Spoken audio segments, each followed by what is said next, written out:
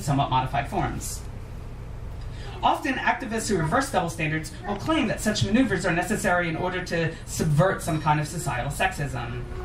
For example, a feminist might claim that if all women became lesbians and/or androgynous, that those collective personal endeavors would have the effect of undermining or overturning traditional sexism. This argument assumes that many currently existing double standards about women, for example, being exclusively attracted to men and feminine gender expression, are somehow built into traditional sexism.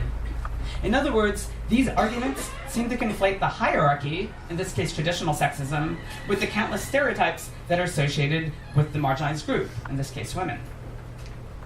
As I alluded to in the previous chapter, stereotypes are highly variable, malleable, and often ephemeral. While traditional sexism exists in countless societies and throughout history, the specific stereotypes associated with women and men may differ significantly over time and from culture to culture.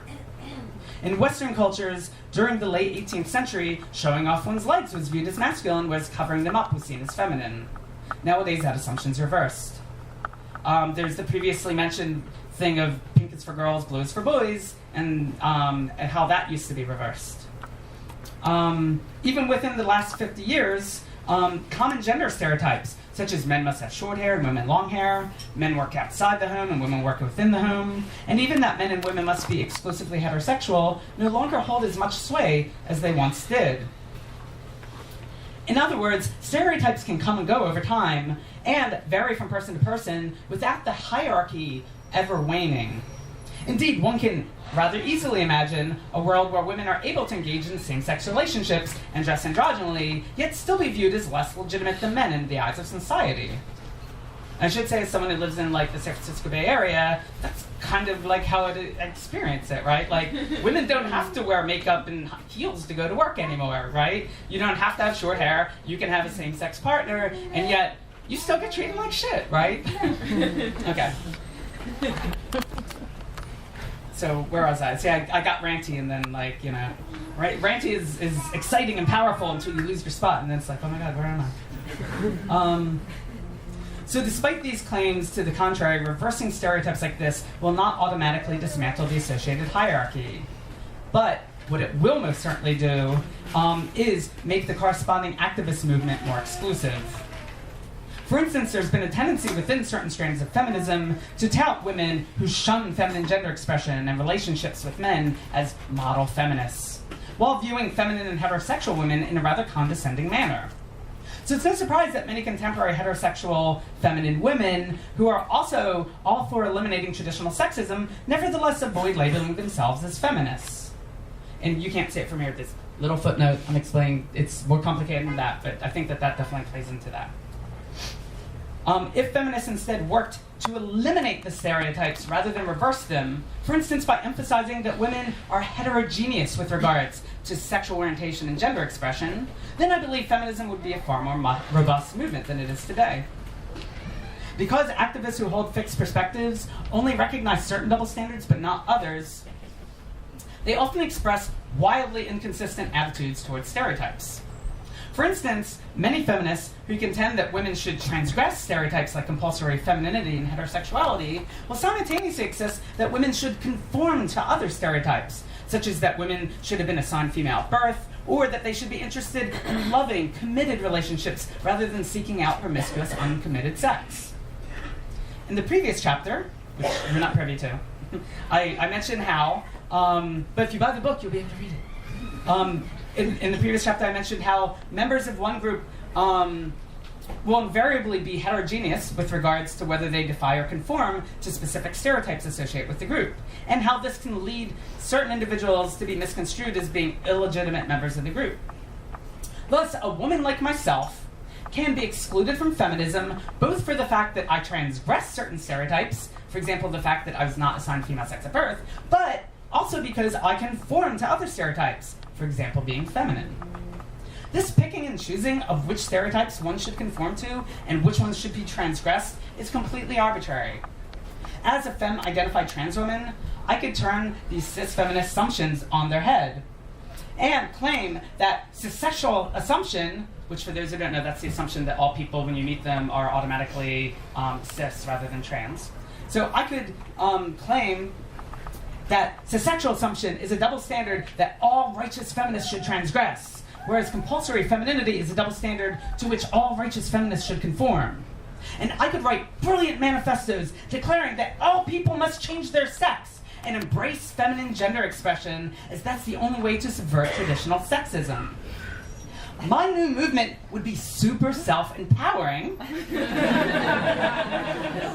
not to mention convenient for me, but it would disenfranchise countless women.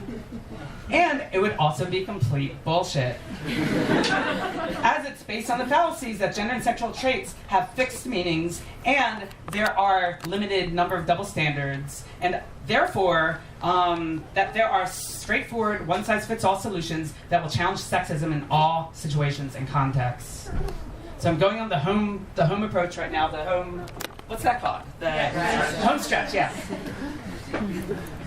The first commercial break.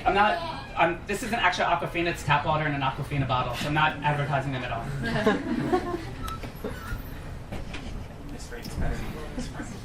It's better than what? Poland Spring. Oh. They're trying to destroy towns and stuff like that. And also on that nice. I was not aware of that. So okay. So anyway, so it's tap water. Go tap water. Okay. So then this is the final part: a holistic approach to feminism, which is what we're going for. That is a relatively brief summary of the many pitfalls associated with relying on fixed perspectives on sexism and marginalization. Often when I give presentations on this topic, I make the following analogy. Those of us who live on planet Earth are anchored to a fixed position in the universe. When we look up in the night sky, we see the same familiar set of stars, form the same constellations that we were taught to recognize as children. Orion, the Big Dipper, and so on. It's easy for us to mistakenly presume that we're viewing the universe in its fullest capacity. But that's not actually the case. There are countless other stars and galaxies that we cannot perceive from our position in the universe.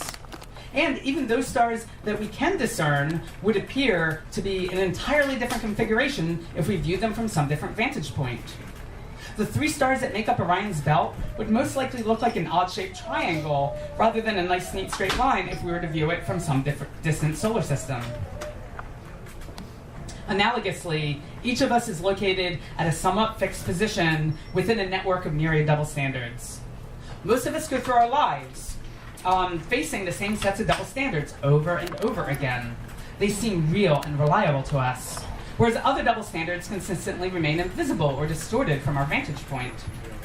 Given this, I can understand why people tend to rely on fixed perspectives to make sense of sexism and marginalization. I suppose that I'm a little more privy, where's that? Oh, I suppose I'm a little more attuned to this problem than others, in part due to my transition from male to female. Upon being perceived as female for the first time, I suddenly experienced all sorts of sexist double standards that I was not privy to before, whereas other double standards that dogged me for years seemed to vanish before my eyes. And the same behaviors and bodily attributes that I always exhibited suddenly took on very different meanings in the eyes of other people once I was viewed as a woman rather than a man. In addition to that experience, as a bisexual, femtomboy, transsexual woman, it's a big identity, but I'm embracing it. Okay. 5 words. Yes. Okay. Anyway. See, I did it again. Okay. As a bisexual, femtomboy, trans woman, I exist at the borderlands of a number of different identities, and my body and actions are often interpreted in a variety of ways, depending on whether people read me as trans or cis, as feminine or tomboyish, or whether the partner I am with leads people to presume that I'm lesbian or heterosexual. Funny how they never guess bisexual. And while I often move through traditional mainstream settings where patriarchal and heteronormative assumptions dominate, I also spend a lot of time in exceptional communities, such as feminist and women-only spaces, gay male-dominated queer spaces, old-school lesbian spaces, more contemporary queer women spaces populated primarily by cis women and trans men, mixed queer spaces populated by people of diverse genders and sexualities, and various types of trans-majority spaces. And I can tell you that every single one of these different spaces has its own beliefs and assumptions, and each tends to develop its own sets of norms. The marginalization that I face cannot be summed up in terms of patriarchy or the gender binary or some other fixed and monolithic gender system. Rather, as a unique human being driven by my own interests, tendencies, and desires, I feel like I'm constantly juggling an ever-shifting conglomeration of double standards. To be clear, I am not claiming that to have some kind of grand knowledge of all aspects of sexism and marginalization as a result of the multiplicity of identities and settings in which I've inhabited throughout my life. My perspective remains relatively fixed in many ways, especially as someone who moves through the world as a white, middle-class, able-bodied U.S. citizen. But what I am saying is that my experiences have convinced me that fixed perspectives may offer us some useful insights, but in many ways they are inaccurate and exclusionary and will ultimately fail us in the end. Therefore, I'll spend the rest of the book, which I won't read all of it to you tonight, there's that much left, right? Forwarding an alternative approach called a holistic approach to feminism. I'm not using the term feminism here in the narrow sense that some use it, for example, to focus solely on women's rights or issues, but rather to refer to a wide-ranging movement to challenge all double standards based on sex, gender, and/or sexuality. Furthermore, this approach to feminism remains committed to intersectionality and working to challenge all forms of marginalization rather than focusing solely on specific forms of sexism. I'm calling this feminist perspective holistic for at least two reasons. So the first one is challenging kind of the nature versus nurture thing that I touched a bit on the last piece, so I'll skip that. Second, this approach to feminism is holistic in that it recognizes that there are myriad double standards and attempts to forge new strategies that challenge all forms of sexism and marginalization, rather than merely those that we personally experience or are already familiar with. Now, one might ask, how can we possibly challenge all double standards, especially when we aren't even aware of many of them? I believe that there are several general strategies that will make a positive impact in this regard. The first, and perhaps most important, is to thoroughly understand the marked, unmarked distinction and many of the hallmarks of double standards. And so this is something I talk about in an earlier chapter, which I won't go into, but the kind of the unmarked, marked distinction and the way that I talk about it, I think kind of underlies pretty much, as far as I can tell, every form of marginalization. And it also creates double binds for the marginalized group, where no matter what no matter how the marginalized group or a marginalized person reacts to what they experience, like no matter what they do, there's negative consequences, like a no-win situation. So that's another chapter. Another obvious strategy is to ensure that when we're confronted with a double standard, that we work to eliminate it rather than reverse it. We should dismantle hierarchies rather than inverting them. And instead of insisting that all people live up to our own universal assumptions or the stereotypes that we project onto specific groups, we should recognize that people are fundamentally heterogeneous, and they will inevitably fall all over the map with regards to the traits that they possess. I discuss this latter point in more detail in the following chapter called Expecting Heterogeneity, which is right here, but I won't read it. Okay, finally, there are a few other holistic strategies that I will forward over the rest of the book, and which I believe will help undermine all forms of sexism and marginalization in a general way. They include challenging gender entitlement, self-examining desire, embracing ambivalence, recognizing invalidations, and acknowledging that activism is a balancing act. So those are all individual chapters that happen at the end of the book, and so that's where I'm going to wrap it up, but I'm happy to entertain your thoughts and questions and comments. So thank you.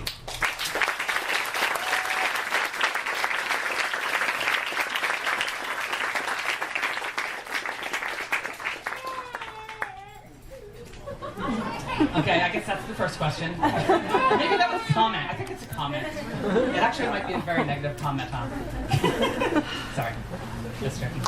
Yes. So, first of all, I just have to say, when I originally read Women Girl, I think I know right became one of my favorite phrases of all time, because it was just like, it was like you had a direct line in my thoughts when I thought about a lot of things about gender and sexuality as somebody who is still in a lot of ways coming to terms with it. I read it before, probably about a year before I went full time, so it's just, it was a huge wonderful work. Thanks.